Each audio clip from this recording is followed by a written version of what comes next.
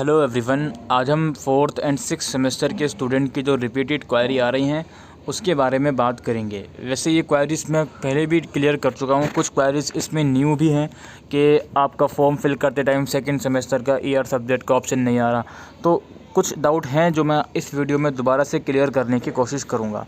और मैं आप लोगों से रिक्वेस्ट करूँगा कि जो बात वीडियो में बताई जाती है, एक वीडियो नहीं 2 से 3 या इवन 4 वीडियोस में बताई जाती है, अगर वो बात भी आप मुझसे बार बार कमेंट सेक्शन या इंस्टाग्राम डीएम्स में लिखकर पूछोगे तो उसका रिप्लाई नहीं दिया जा सकता। अब आपको ये बात अच्छी लगे या बुरी लगे, लेकिन रियलिटी यही है कि जो चीज़ मैं 3 से 4 वीडियोस में बार बार क्लियर करता हूँ उसका आंसर मैं हर एक इंडिविजुअल को नहीं बता सकता हूँ।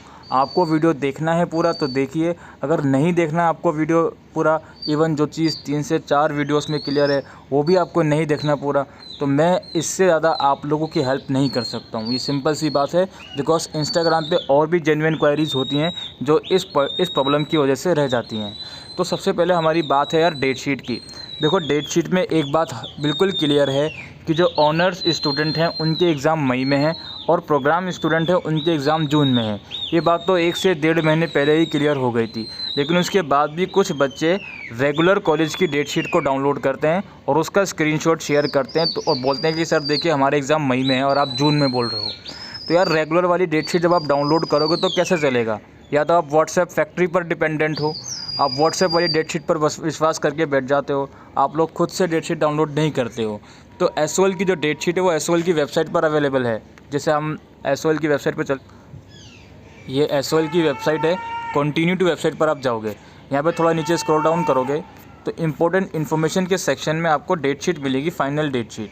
तो यही डेट शीट आप लोगों की है, चाहे वो एनुअल मोड वाले की हो, चाहे वो ये सेमेस्टर मोड वालों की हो, ठीक है। और डेट शीट में यार मेरे एक बात समझ में ये नहीं आती कि बीए प्रोग्राम वाले बच्चों को हर एक सेमेस्टर में एक बात बताई जाती है कि जो आपके डिसिप्लिन सब्जेक्ट हैं उसका एग्ज़ाम अल्फ़ाबेटिकल ऑर्डर में दिया जाएगा, लेकिन मुझे ये कहते हुए काफ़ी बुरा लगता है कि यार 6 सेमेस्टर में जो बच्चे आ गए हैं वो भी ये सवाल कर रहे हैं कि सर मेरे एग्ज़ाम 2 दिन हैं। आप लोग ये सवाल कैसे कर सकते हो?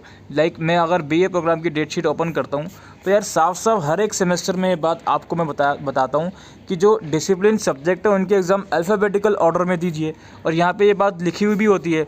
उसके बाद भी कुछ बच्चे हैं जो आई डोंट नो इंटेंशनली पूछते हैं या फिर आप लोगों ने आज तक डेट शीट की कोई वीडियो देखी ही नहीं है। तो इसमें साफ साफ लिखा होता है कि सपोज़ आपके पास इकोनॉमिक्स और एजुकेशन का कॉम्बिनेशन है, तो इसमें यार आप इकोनॉमिक्स का एग्ज़ाम पहले दोगे, एजुकेशन का बाद में दोगे, बिकॉज ई और सी पहले आता है, ई और डी बाद में आता है। तो यार इसके बावजूद भी इसमें कन्फ्यूज़न क्यों होती है मुझे बिल्कुल भी समझ में नहीं आता है। और डेट शीट यार नहीं समझ में आती, छोड़ दो, मत देखो डेट शीट। एडमिट कार्ड आएगा, उसमें आपकी एग्ज़ाम सेंटर, एग्ज़ाम डेट सभी कुछ लिखा होगा, उसमें विश्वास कर लेना। डेट शीट में अगर आपको नहीं समझ में आ रही चीज़ें तो ड्रॉप कर दो डेट शीट का आइडिया, दैट्स इट। बच्चे ये सवाल तो कर देते हैं कि सर मेरा एक एग्ज़ाम 2 दिन है, लेकिन आप ये क्यों नहीं बोलते कि सर मेरे 2 एग्ज़ाम 2 दिन है? अगर आप ये बात बोलोगे तो आपका खुद का आपके क्वेरी का आंसर मिल जाएगा। तो प्लीज़ यार डेट शीट के रिगार्डिंग इतनी क्वेरीज जो आप लोगों की आती हैं वो आप लोग प्लीज़ वीडियो देखा करें, उसके बाद आपकी सारी चीज़ें क्लियर हो जाएंगी। और हाँ, आपके प्रोग्राम कोर्सेज़ के एग्ज़ाम जून में है, ऑनर्स के एग्ज़ाम मई में है। और अल्फ़ाबेटिकल ऑर्डर वाली बात को समझिए, बीए प्रोग्राम वाले बच्चों प्लीज़ समझिए। बीकॉम प्रोग्राम वाले बच्चे रेगुलर की डेट शीट का स्क्रीनशॉट भेजते हैं और बोलते हैं सर इसमें मैक्रो इकोनॉमिक्स की डेट नहीं है। अरे यार रेगुलर की डेट शीट क्यों डाउनलोड कर रहे हो आप लोग? मैंने तो टेंटेटिव डेट शीट में भी, कंफर्म डेट शीट वाली वीडियो में भी बताया था कि यार कौन सी डेट शीट रेगुलर की है और कौन सी एसओएल की है। उसके बाद भी बच्चे रेगुलर की डेट शीट डाउनलोड करके उसका स्क्रीनशॉट शेयर करते हैं और कहते हैं कि सर इसमें देखिए हमारा सब्जेक्ट शो नहीं हो रहा है। तो ऐसा करोगे तो बिल्कुल भी सब्जेक्ट शो नहीं होगा। प्लीज़, नहीं आता समझ में डेट शीट, छोड़ दो इसको और एडमिट कार्ड का वेट कर लो, ठीक है। अच्छा, डेट शीट की बात ख़त्म यहाँ पे। इसके बाद यार एग्ज़ाम फॉर्म की बारी आती है। अब एग्ज़ाम फॉर्म के बारे में भी आपको बताया गया है कि जो 6 सेमेस्टर के बच्चे हैं उनको सिर्फ 6 सेमेस्टर के सब्जेक्ट चूज़ करने हैं, वही उनका एग्ज़ामिनेशन फॉर्म है। इसके अलावा कोई और एक्टिविटी आपको नहीं करनी। सिमिलरली जो 4th सेमेस्टर के बच्चे हैं, इसमें से बहुत से ऐसे स्टूडेंट हैं जिन्होंने 3rd सेमेस्टर के साथ ही अपना 4th सेमेस्टर के सब्जेक्ट चूज़ कर लिए थे, तो उनको अब 4th सेमेस्टर के लिए कोई भी एग्ज़ाम फॉर्म, कोई भी फ़ीस सबमिट करने की ज़रूरत नहीं है। उसके बावजूद भी बच्चे अलग अलग वेबसाइट पे जाके रजिस्ट्रेशन कर रहे हैं और बोल रहे हैं कि सर देखिए इसमें हमारी ईमेल ईमेल आईडी गलत बता रहा है, इसमें हमारा रोल नंबर गलत बता रहा है। अरे आप लोगों को एग्ज़ाम फॉर्म का मतलब मैंने कई वीडियोस में बताया, उसके बाद भी आप एसएलसी वाले पोर्टल पर, जो कि रेगुलर का पोर्टल है, उसमें बार बार लॉगिन कर रहे हो, जो कि आपको नहीं करना है। और एक तो यार एक बात समझ में नहीं आती, ये एग्ज़ामिनेशन ब्रांच यूनिवर्सिटी का है, ये अपने आप को इतना अच्छा एग्ज़ामिनेशन ब्रांच बोलता है, तो यार जिस बच्चे को ईमेल भेजना चाहिए, रेगुलर के बच्चे को, एनसीएफ के बच्चों को, उनको ईमेल भेजिए। आप एसओएल के बच्चों को खुद से ईमेल भेज रहे हो एसएलसी वाले पोर्टल का, तो बच्चा तो कन्फ्यूज़ हो गई। लेकिन आप लोग प्लीज़, मैं रिक्वेस्ट करता हूँ, मैं हाथ जोड़ के रिक्वेस्ट करता हूँ, एग्ज़ाम फॉर्म सिर्फ वही है जिसमें आपको सब्जेक्ट चूज़ करने थे। 6th सेमेस्टर वाले बच्चों, अगर आपने नहीं करा जल्द से जल्द कर दो। और 4th सेमेस्टर वाले बच्चों ने, बहुत से बच्चों ने 3rd सेमेस्टर के साथ ही ऐड कर लिए हैं। और हाँ, ऐसे बच्चे 4th सेमेस्टर के जिन्होंने 3rd सेमेस्टर के साथ अपने सब्जेक्ट चूज़ नहीं किए थे, प्लीज़ कैंपस जाके ऐड करवा लो। इसके अलावा कोई और ऑप्शन आप लोगों के पास नहीं है। अब हमारी बारी आती है यार ईयर सब्जेक्ट की। जो बच्चे करंटली 6th सेमेस्टर में हैं, उनका अगर कोई 4th या 2nd सेमेस्टर में ईयर का केस है, तो मैं आपको बता दूं कि जब आपका एडमिट कार्ड आएगा तो ये ईयर वाला पेपर ऑटोमेटिकली आपके एडमिट कार्ड में ऐड होकर आ जाएगा। आपको कैंपस जाकर ऐड करवाने की ज़रूरत नहीं है। ये इन्फॉर्मेशन काफ़ी बच्चों ने ही मुझे बताई है, जो मैं आपको बता रहा हूँ। सिमिलरली ऐसे स्टूडेंट जो करंटली 4th सेमेस्टर में हैं, उनका अगर कोई 2nd सेमेस्टर में ईयर है और वो आपने अगर फॉर्म फिल करते टाइम ऐड नहीं किया था, तो वो ऑटोमेटिकली ऐड हो जाएगा। आप लोग प्लीज़ कैंपस जाने की ज़रूरत नहीं है। इसके बाद हमारी बारी आती है सब्जेक्ट चेंज। काफ़ी ऐसे बच्चे हैं 6th सेमेस्टर के या इवन 4th सेमेस्टर के भी जो सब्जेक्ट चेंज करवाना चाहते हैं।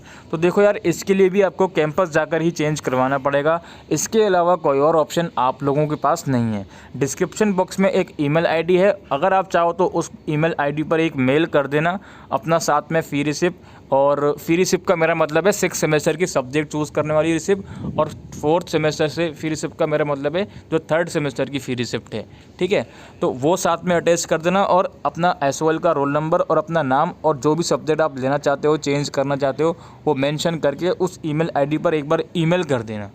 आता है रिप्लाई तो ठीक है, अदरवाइज़ कैंपस जाकर ही आपको ये सब्जेक्ट अब चेंज करवाना पड़ेगा। इसके बाद बारी आती है एडमिट कार्ड की। एडमिट कार्ड मैंने आपको बहुत पहले ही बताया था कि एग्ज़ाम स्टार्ट होने से 7 दिन पहले आपका एडमिट कार्ड आएगा। तो जो प्रोग्राम कोर्सेज़ हैं उनका एंड ऑफ मई, और जो ऑनर्स कोर्सेज़ हैं उनका मई के फर्स्ट वीक में एडमिट कार्ड आ सकता है। इसके बाद बारी आती है एग्ज़ाम मीडियम की। देखो, एग्ज़ाम आप किसी भी मीडियम में दे सकते हो, वो फ़र्क नहीं पड़ता कि आपने इससे पहले किस मीडियम में एग्ज़ाम दिए हैं। आप जिस भी मीडियम में एग्ज़ाम देना चाहते हो, चाहे इंग्लिश हो या हिंदी हो, आप एग्ज़ाम उसी मीडियम में दे सकते हो, कोई इशू नहीं है। इसके अलावा काफ़ी ऐसे स्टूडेंट हैं जिन्होंने 3rd या 5th सेमेस्टर का एग्ज़ाम नहीं दिया। जो दिसंबर 2021 में एग्ज़ाम थे वो भी मिस कर दिए, उसके बाद 2nd फेज़ के एग्ज़ाम मार्च में हुए, वो भी मिस कर दिए। तो अगर आपने एग्ज़ाम मिस कर दिए हैं 3rd या 5th सेमेस्टर के, तो ये एग्ज़ाम अब आप दिसंबर 2022 में ही दे पाओगे। आप लोगों के पास और कोई ऑप्शन अभी नहीं है। इसके बाद बारी आती है यार हमारा एग्ज़ामिनेशन सेंटर। देखो, एग्ज़ामिनेशन सेंटर की जानकारी आपके एडमिट कार्ड में होगी। प्लीज़ एडमिट कार्ड का वेट करें, टाइमिंग वगैरह, एग्ज़ाम डेट सभी कुछ उसमें होगा। लेकिन एग्ज़ामिनेशन सेंटर में आपको क्या क्या चीज़ें लेकर जानी है, आपका एडमिट कार्ड आएगा वो ले जाना, आपका आईडी कार्ड है एसओएल का वो ले जाना, और इसके अलावा अपना एक आइडेंटिटी प्रूफ जिसमें आधार कार्ड या वोटर आईडी कार्ड आप ले जा सकते हो। ठीक है, इसके अलावा जो कंसर्न जो बच्चों का आ रहा है, कोविड केसेस राइज हो रहे हैं दिल्ली में, तो इस सवाल को काफ़ी बच्चे पूछ रहे हैं कि सर क्या इस वजह से अब हमारे एग्ज़ाम ऑनलाइन हो सकते हैं या नहीं हो सकते हैं। देखो, करंट की सिचुएशन जो है उसके हिसाब से आपके एग्ज़ाम ऑफलाइन ही है, ऑफलाइन मोड में ही कन्फर्म है। मैं उन बच्चों से कहना चाहता हूं जो एक महीने पहले से ही मेरी यूट्यूब वीडियो के कमेंट सेक्शन में मुझको अब्यूज़ कर रहे थे कि तू सपोर्ट नहीं कर रहा है, देखियो एग्ज़ाम ऑनलाइन हो जाएंगे, ये हो जाएगा, वो हो जाएगा, तू फेक खबर फैला रहा है। मैं अब उनसे पूछूंगा कि अब आप कमेंट सेक्शन में गालियाँ लिखिए कि मैंने सपोर्ट नहीं करा था तो क्यों नहीं करा था। फ़िलहाल बात यह है कि कोविड केसेस जो बढ़ रहे हैं दिल्ली में, अगर वो इसी स्पीड से बढ़ते रहे या फिर इससे ज़्यादा स्पीड पे बढ़े, तो दिल्ली डिज़ास्टर मैनेजमेंट अथॉरिटी जो है वो हो सकता है कुछ रिस्ट्रिक्शन दिल्ली में लगा दें, और उस रिस्ट्रिक्शन की वजह से हो सकता है दिल्ली यूनिवर्सिटी को अपना मोड ऑफ़ एग्ज़ामिनेशन डिसाइड करने के लिए सोचना पड़े दोबारा से। लेकिन फ़िलहाल की सिचुएशन में अभी ऐसा कोई भी प्लानिंग दिल्ली यूनिवर्सिटी का नहीं है। तो प्लीज़ आप ऑफलाइन एग्ज़ाम के अकॉर्डिंग ही प्रिपरेशन करिए। प्लीज़ आप लोग ये मत सोचो, इस भरोसे मत बैठो कि यार कोविड आ गया तो हमारे एग्ज़ाम ऑनलाइन हो जाएंगे। ज़रूरी नहीं है कि कोविड के केसेस अगर आ भी गए तो एग्ज़ाम आपके ऑनलाइन हो। ठीक है, क्योंकि हमने पिछले टाइम में देखा है कि कोरोना के अंदर काफ़ी ऐसे कॉम्पिटिटिव एग्ज़ाम हुए हैं, एंट्रेंस लेवल एग्ज़ाम हुए हैं ऑफलाइन मोड में। तो हो सकता है उसी तर्ज के ऊपर दिल्ली यूनिवर्सिटी कुछ SOP रिलीज़ करे और उस SOP को फॉलो अप करते हुए वो लोग कोविड के केसेस राइजेस में भी ऑफलाइन एग्ज़ाम आप लोगों के ले लें। तो प्लीज़ इस चीज़ का ध्यान रखें और कोई भी फेक न्यूज़ पर विश्वास ना करें, ठीक है। तो आई होप दोस्तों आप लोगों की क्वेरीज़ रिजॉल्व हो गई होंगी इस वीडियो में। तो वीडियो को शेयर करिएगा और कुछ क्वेरीज़ और हों तो कमेंट सेक्शन में लिख के पूछ सकते हैं। Thank you.